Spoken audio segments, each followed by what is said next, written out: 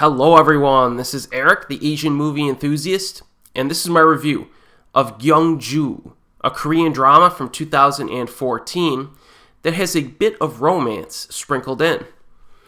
Choi Hyeon visits Korea to pay his respects to his recently deceased friend. He is a history professor by profession, currently living in China, but people often mistake him for a weirdo. When people try to connect with him, he snubs them, but maintains an outwardly close relation. After paying his respects, he roams around Gyeongju and visits a teahouse that he and his friends visited 7 years prior. He's especially curious about an erotic piece of art that was displayed years ago but vanished. But he also takes interest in the current owner of the joint. So when I do a review on this channel and I say something like, "This movie is not for everyone," it usually means that we fall into one of four categories. We got the brainless action movie, the exploitation film, the weird movies, and then finally, the art house films. And in the case of Gyeongju, we're dealing with number 4. This is not exactly an eventful film. Alright, so some viewers may grow frustrated at the deliberate pacing, the 2-hour and 24-minute runtime, or the lack of dramatic intensity. However, if you're a fan of the more laid-back kind of art house stuff, this might be right up your alley. Throughout the film, our protagonist meets up with some of his acquaintances or people from his past, and in some cases, you're not really sure what their relationship specifically is or was until further into their interaction. He also visits the locals, with much of his time being spent with the teahouse proprietress. And this is the kind of film that relies heavily on its character interaction, and I liked it. I do like this film. Sometimes I just like watching a movie where a dude walks around a town or something and talks with people. We get some pleasant interaction, some underlying aggravation between some of the characters, and even some possible romantic entanglements.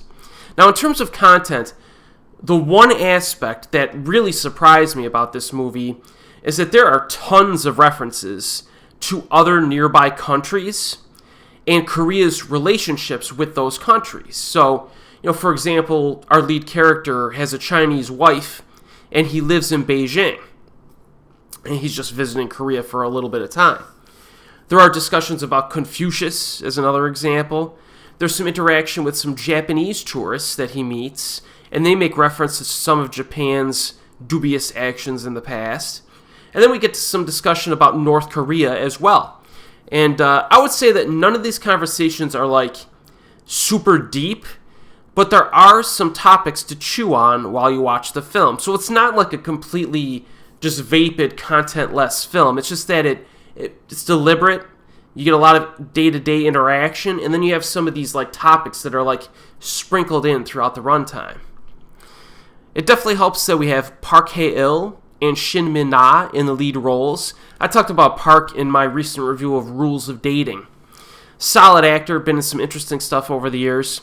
But Shin Min-na is also quite good.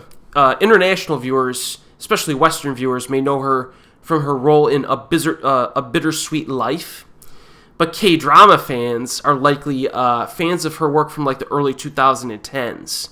TV shows like My Girlfriend is a Gumiho and Orang and the Magistrate. Her performance in this film is very reserved, but she certainly has some screen presence. So I think the actors definitely help carry things along. This was directed by Zhang Liu, who would later direct A Quiet Dream and Ode to the Goose, both of which I reviewed on my channel. So if you enjoyed either one of those films or both of them, that's another reason to check this one out. The camera work in general consists of a lot of like wide shots and slow pans. Some scenes do feel maybe a little bit dragged out while you watch them, but everything's nicely presented and it moves along at a decent enough pace, I think. I definitely recommend Gyeongju. This was the second time I've seen it, and I would watch it again. It's just one of those films that it's a detox film when you're sick of all like the crazy superhero stuff out there. Something like this really is a change of pace for some of us. And fans of the more laid-back art house stuff, I do think this is up your alley. Currently available on multiple streaming sites, including Tubi and YouTube. And as always, we'll see you next time.